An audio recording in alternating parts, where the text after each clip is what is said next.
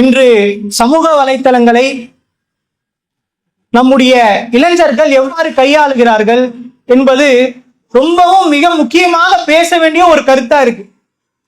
சமீபத்துல நாம ஒரு பிரச்சனையை சந்திச்சோம். அந்த ஒரு பிரச்சனையில என்னன்னா, ஒரு இளைஞர் ஒருத்தவங்க இன்ஸ்டாகிராம பார்த்துட்டே வராங்க. பார்த்துட்டு வரும்போது அவங்களுக்கு ஒரு ஆட் வருது. என்ன ஆடு? உங்களுக்கு பார்ட் டைம் ஜாப் நாங்கள் வழங்குகிறோம். முதல்ல நாங்க டாஸ்க் ஒவ்வொன்றா கொடுப்போம். அந்த டாஸ்கை நீங்க முடிச்சிட்டீங்கன்னு சொன்னா உங்களுக்கு நாங்க காசு கொடுத்துருவோம். அதுலயும் ஹைலைட் என்னன்னா, நோ இன்வெஸ்ட்மெண்ட். நீங்க காசே போட வேண்டியது இல்லை. நீ பார்ட் டைம் ஜாபுக்குள்ள மட்டும் வா. ஒரு மாசத்துக்கு நீ 10,000 12,000 20,000 வரைக்கும் நீ சம்பாதிக்கலாம். நீ எந்த அளவுக்கு டாஸ்க் பண்றியோ அந்த அளவுக்கு நீ சம்பாதிச்சுட்டே போலாம் அப்படின்ட்டு அந்த ஒரு ஆட ஒரு இளைஞர் பாக்குறாங்க. அந்த ஆடுக்குள்ள போறாங்க. போன உடனே அந்த ஆட்ல இருந்து டெலகிராமுக்கு அவங்களுடைய கான்வர்சேஷன் மாறுது. டெலகிராமுக்கு போன உடனே அவன் ஒரு டாஸ்க் கொடுக்குறான். முதல்ல நீங்க சைன் இன் பண்ணிட்டீங்கல்ல, சைன் இன் பண்ணதுக்கு இந்தாங்க 200 ரூபா. 200 ரூபா சைன் இன் பண்ணதுக்கே 200 ரூபா அவன் முதல்ல நமக்கு அனுப்புறான்.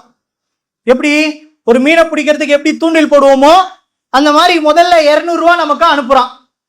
200 ரூபா அனுப்பின உடனே ரொம்ப சந்தோஷம். நம்ம எதுவுமே பண்ணலையப்பா, சைன் இன் தானே பண்ணோம், அதுக்கே 200 ரூபா அனுப்புறானா, வேலை செஞ்சா நமக்கு நிறைய காசு தருவோம் போல அப்படின்னு சொல்லி மறுநாள் 20 டாஸ்க் கொடுக்குறான். 20 டாஸ்க் முடிச்ச உடனே 300 ரூபா கையில திரும்ப காசு வருது. ஒரு நாளைக்கு 300 ரூபான்னு சொன்னா ஒரு மாசத்துக்கு நல்லா நம்ம காசு வருமே, நம்ம வேலை பார்க்கறதோட இது ஒரு சைடு இன்கமா இருக்குமே அப்படின்ற ஒரு எண்ணத்துல இன்னும் உள்ள போறாங்க டீப்பா. போக போக ஒரு ஸ்டேஜ்ல என்ன பண்றான், நீங்க இத்தனை டாஸ்க் முடிச்சிட்டீங்க, ஒரு லெவல் கம்ப்ளீட் பண்ணிட்டீங்க, அடுத்த லெவல் போனோம்னா நீங்க எனக்கு முதல்ல 1000 ரூபாய் காசு அனுப்பணும். நீங்க ஃப்ரீயா வச்சிருக்கக்கூடிய எல்லா லெவலும் கிராஸ் பண்ணிட்டீங்க, ரொம்ப சூப்பரா பெர்ஃபார்மன்ஸ் பண்ணிருக்கீங்க, நீங்க அடுத்த லெவலுக்கு போனோம்னா 1000 ரூபாய் காசு கட்டுங்கன்னு முதல்ல சொல்றான். உடனே நம்ம என்ன பண்றோம், 1000 ரூபாய் காசு கட்டினா நமக்கு அவன் எவ்வளவு தரேன் ரிட்டர்ன்ஸ்ல சொல்றான், 3000 ரூபாய் கொடுக்குறான்றான். 1000 ரூபாய்க்கு 3000 ரூபாய் பிரிச்சு தரேன், 1000 ரூபாய் அனுப்புவோம்.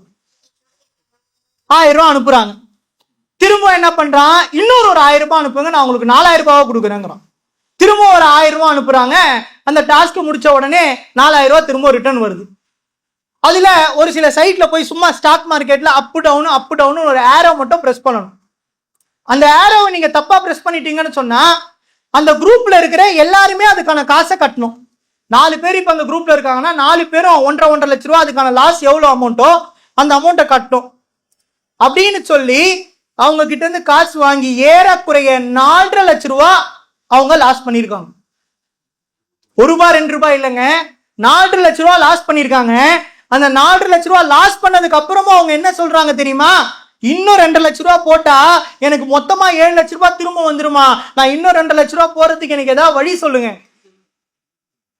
அந்த 4.5 லட்ச ரூபாயை அவங்க எப்படி வாங்கியிருக்காங்கன்னா, ரொம்ப கஷ்டப்பட்டு ஒவ்வொருத்தர்கிட்டயே கடனை வாங்கி, ரொம்ப அவங்களுடைய குடும்ப சூழ்நிலை ரொம்பவும் கஷ்டத்துல இருக்கக்கூடிய நிலையில எப்படியாவது நம்ம இந்த குடும்பத்தை காப்பாத்திட மாட்டோமாங்கிற ஒரு எண்ணத்துல அவங்க இந்த டாஸ்க்குள்ள இந்த பார்ட் டைம் ஜாபுக்குள்ள ஏறக்குறைய 4.5 லட்ச ரூபாய் ஏமாந்துட்டாங்க.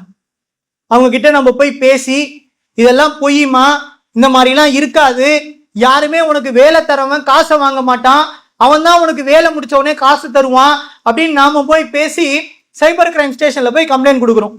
இந்த மாதிரி இந்த ஒரு பொண்ணு மட்டும்தான், இந்த ஒரு இளைஞர் மட்டும்தான் பாதிக்கிறாங்கன்னு கேட்டா கிடையவே கிடையாது.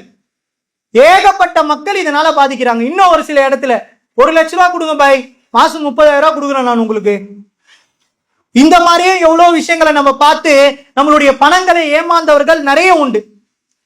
ஒண்ணு தெரிஞ்சுக்கோங்க, கற்றவரும் கல்லாதவரும் சமமாக மாட்டார். ஒரு விஷயத்தை பத்தி உங்களுக்கு தெளிவு இல்லைன்னு சொன்னா அதை பத்தி தெளிவு இருக்கவங்க கிட்ட கேட்டுட்டு அதுக்கப்புறம் டிசைட் பண்ணுங்க. அதே மாதிரி ஒரு விஷயம் செய்யறதுக்கு முன்னாடி நம்மளுடைய இஸ்லாமிய மார்க்கம் ரொம்ப அழகா வழிகாட்டி இருக்கு. அல்லாஹ்வுடைய தூதர் அவர்கள் எந்த ஒரு செயலை செய்வதாக இருந்தாலும் அவர்கள் மஷூரா செய்வார்கள். மஷூரா செஞ்சு ஒவ்வொருத்தருடைய கருத்தையும் கேட்டு அதுக்கப்புறம் தான் அதை டிசைட் பண்ணுவாங்க.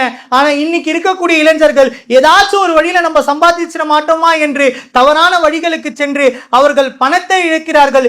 இன்னும் ஒரு சிலர் அந்த பணத்தையும் இழந்து விட்டு அவர்கள் தற்கொலை லெவலுக்கு போய் நிற்கிறாங்க. இன்னைக்கு அவ்வளவு பிரச்சனைகளை நாம ஃபேஸ் பண்றோம். எனவே இந்த பாதிக்கப்பட்ட மக்களிற்காக வேண்டி அதிகமாக துவா செய்யுங்கள். இதை ஒரு விழிப்புணர்வாக சென்று உங்களுக்கு தெரிந்த எல்லாருக்கும் இந்த விஷயத்தை சொல்லுங்கள் என்று கூறியவனாக என் உரையை நிறைவு செய்கிறேன். வாகிரு தவானா அல்ஹம்துலில்லாஹி ரப்பில் ஆலமீன். அஸ்ஸலாமு அலைக்கும் வரஹ்மத்துல்லாஹி வபரகாத்துஹு.